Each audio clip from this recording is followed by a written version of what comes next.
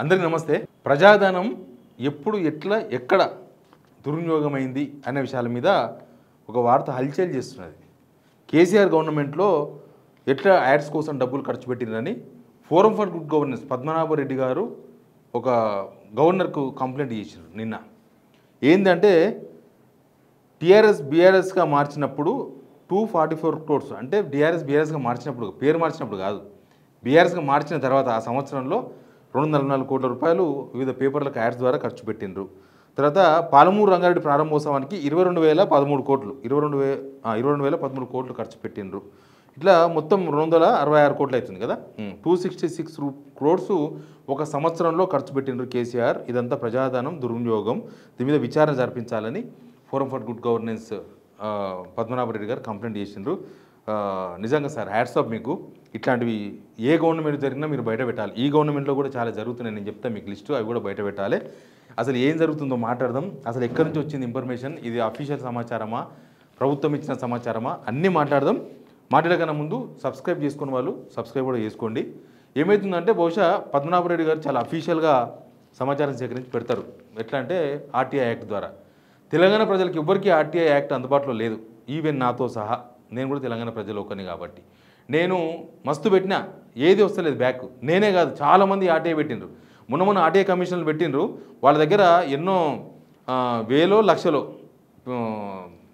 పెండింగ్లో ఉన్నాయంట information ఇచ్చేటివి. And మొన్న దాకా ఆర్టీఐ కమిషనర్ ఎవరు లేరు కాబట్టి ఆగిపోయినాయి. ఇప్పుడు వస్తే రావో తెలియదు. కానీ పద్మనాభరెడ్డి గారికి మాత్రం ఇచ్చింది, గవర్నమెంట్ సమాచారం ఇచ్చింది, మీ ఆర్టీఐ బాగా పనిచేయాలని, ఏమడిగినా సమాచారం ఇవ్వాలని. ఎందుకంటే నేను వీళ్ళ సంవత్సరం సంబరాలు 10 రోజులు చేసిరు కదా, 1 month చేసిర్రు. నేను 10 రోజులు లాస్ట్ 10 days ఎంత ఖర్చు అందని పెట్టి కూడా దగ్గర 5 నెలలు అయినాము. ఇప్పటిదాకా అసలు రిప్లై లేదు, దానికి తలకాయ లేదు, తోకలేదు పిట్టలాగా పోయింది. అట్లా చాలామంది ఇన్ఫర్మేషన్ కోసం పెడితే అసలు ఎవరు రెస్పాండ్ అవుతలేరు, అసలు దానికి రిప్లై ఇస్తలేరు. అసలు ఆర్టీఐ యాక్ట్ మన రాష్ట్రంలో పనిచేస్తుందో తెలియదు. బట్ ఆర్టీఐ యాక్ట్ ద్వారానే బహుశా పద్మనాభరెడ్డి గారు ఈ సమాచారం సేకరించి ఉండొచ్చు, ప్రభుత్వం కావాలనే ఈ సమాచారం ఇచ్చి ఉండొచ్చు. సరే, ఎనీవే మంచిదే. కేసీఆర్ గవర్నమెంట్లో ఒక సంవత్సరంలో 266 కోట్లు వివిధ రాష్ట్రాల్లో, మరాఠాలో లేకపోతే బెంగళూరులో రకరకాల పథకాల ప్రచారం కోసం వాడుకున్నారు. ఇక్కడ పథకాలన్నీ అక్కడ ప్రచారం చేసుకున్నారు. అక్కడ కేసీఆర్ దేశకి నేత కావడానికి వాడుకున్నారు అనేది ఇప్పుడు జరుగుతున్న ప్రచారం. అయితే తప్పేం లేదు, అది వార్త బయటపెట్టడంలో తప్పు లేదు, ప్రతి గవర్నమెంట్ చేసే ప్రచారమే. అయితే ఈ గవర్నమెంట్ వచ్చినాక ఏమైనా మారిందా? ప్రజాధనం అప్పుడు దుర్వినియోగం అయితే ఇప్పుడు దుర్వినియోగమే. అప్పుడు ప్రభుత్వ పథకాల ప్రచారం కోసం వాడుకుంటే ఇప్పుడు ప్రభుత్వ పథకాల ప్రచారం కోసం అనుకోవాలా? ఎక్కడ వేస్టేజ్ అవుతుంది అమౌంట్ అంటే పద్మనాభరెడ్డి గారు ఈ సమాచారం కూడా మీకైతేనే ఇస్తున్నారు సమాచారం సార్, మాకు ఇస్తలేరు, దయచేసి మాకు కూడా వచ్చే విధంగా ప్రభుత్వ పెద్దలు చూసుకోవాలి. రేవంత్ రెడ్డి గారు 50 సార్లు ఢిల్లీ పోయినారు. 50 సార్లు ఆయన ఎంబడి పోతే ఆయన ఎంబడి ఒక పెద్ద టీం.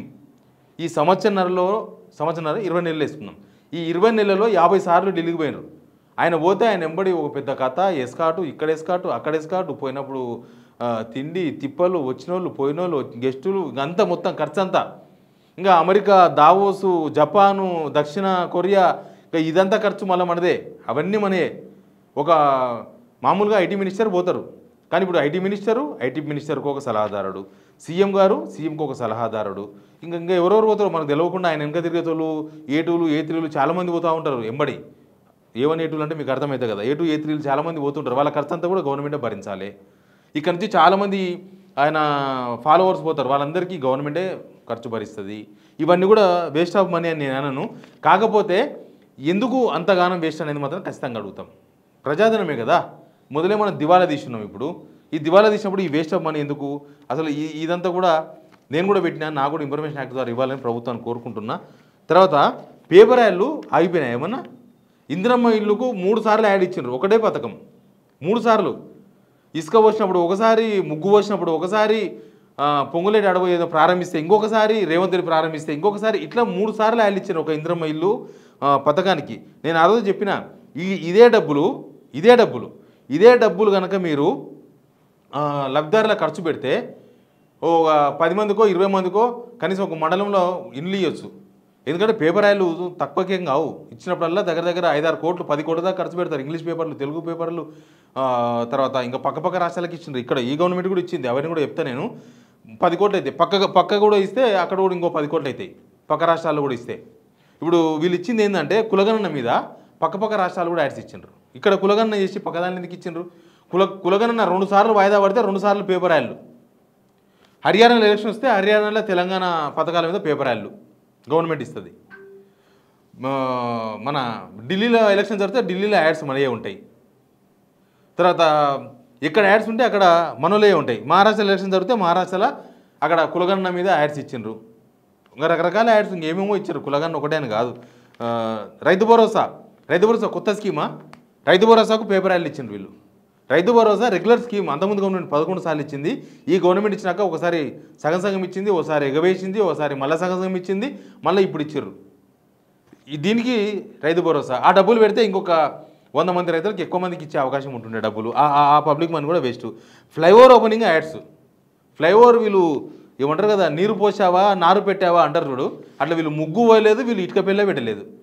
అవతల గవర్నమెంట్ స్టార్ట్ చేసింది, ఇప్పుడు అయిపోయింది. ఆ ప్రారంభోత్సవానికి యాడ్స్ ఎందుకు? ఆ లోకల్ జనాలకు అక్కడిక్కడ తెలిస్తే అయిపోతుంది.